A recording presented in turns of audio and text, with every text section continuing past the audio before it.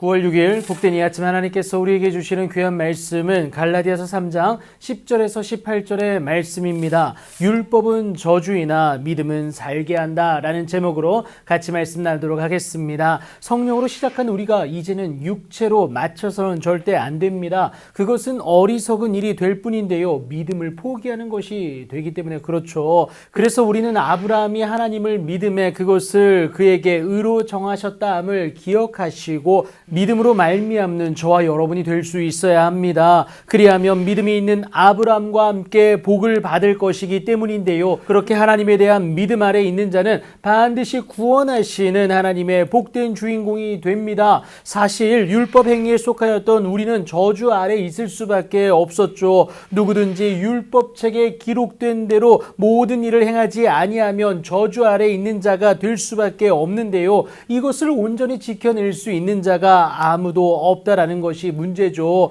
율법으로는 죄를 깨닫는 거에 그친다라는 것이죠. 그러니 하나님 앞에서 아무도 율법으로 말미암아 의롭게 되지 못할 것은 분명한 사실입니다. 그럼에도 참 감사한 것이 의인이 율법으로 말미암아 사는 것이 아니라 오늘 본문이 말합니다. 오직 믿음으로 살리라 라고 말씀을 하셨어요. 율법은 믿음에서 난 것이 아니기에 우리는 율법의 한계에서 절대 벗어날 수가 없습니다. 그러니까 율법에 행하는 자는 그 가운데서 살리라 라고 하였지만 죄에 오염된 우리로서는 올바른 율법 준수가 불가능하다라는 것이죠. 결국 정죄당할 뿐입니다. 저주인 거예요. 그런데 아이러니하게도 그리스도께서 우리를 위하여 저주 받으신 바 되신 것은 다른 것이 아니라 율법의 저주에서 우리를 속량하시기 위함이었습니다. 그렇게 우리를 저주 가운데서 속량하시기 위해서 그리스도가 친히 저주를 받으신 것인데요.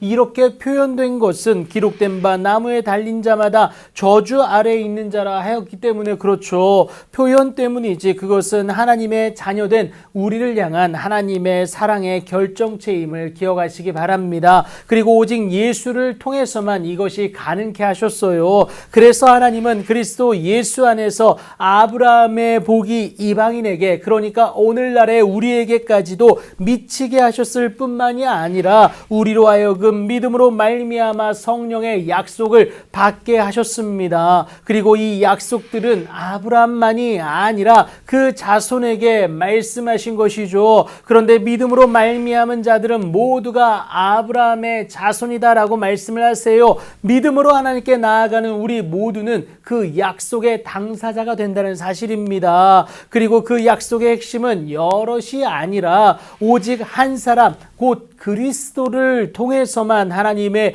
약속의 대상이 될 수 있다는 것이죠. 하나님은 이미 메시아를 세워 백성의 언약과 이방의 빛이 되게 하셨음을 말씀을 하셨는데요. 우리에게 하나님이 주와 그리스도 되게 하신 예수님이다라는 겁니다. 그 예수를 통해 우리를 도우실 또 다른 보혜사가 되신 성령으로 인해 하나님의 은혜가 임하게 하신 것 아니겠습니까? 변하지 않을 하나님의 약속입니다. 이렇게 하나님께서 미리 정하신 언약을 430년 후에 생긴 율법이 폐기하지 못할 뿐만이 아니라 그 약속을 헛되게 할 수도 없다라는 겁니다. 율법은 사람의 행동에 기초합니다. 하지만 언약, 그 약속은 하나님의 은혜에 기초한 것이기 때문에 율법이 절대 그 약속을 폐기할 수도 없고요. 헛되게 할 수도 없다라는 것이죠. 그래서 하나님의 허락하신 그 유업, 그 구원의 은혜를 율법이 절대 대신할 수가 없다는 사실입니다. 바로 저와 여러분을 살리시기 위함이다라는 것이죠. 그래서 이 유업은 하나님의 약속으로 말미암아